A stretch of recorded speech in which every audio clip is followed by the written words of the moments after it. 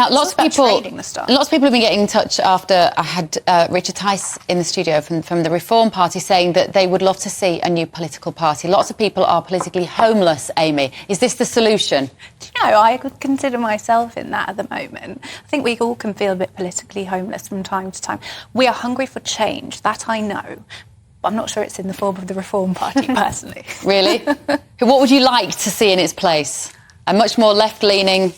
Yeah. I mean, at the moment, I am more drawn to the Labour Party, but I can see reasons not to vote for them. I guess we just need something bold to deal with. We're just not happy with the status quo, I don't think. Emma, we need something bold, but it might not be the Reform Party. What do you think? I share your feeling of political homelessness. There are some policies from the Reform Party that I really like, some that I don't agree with.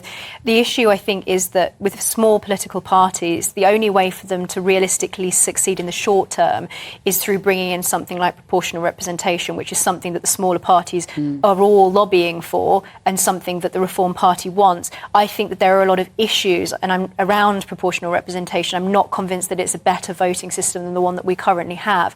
And so I think that the issue there is that you either have the electoral reform on the one hand, or those parties are always going to struggle. The other option is that the smaller parties actually do shove the Conservative Party in the direction of being genuinely more conservative. So I'm a bit sceptical about how successful they'll be in succeeding. I would say Reform are doing really well. I mean, I've seen an explosion of support on my YouTube channel and Heaver News.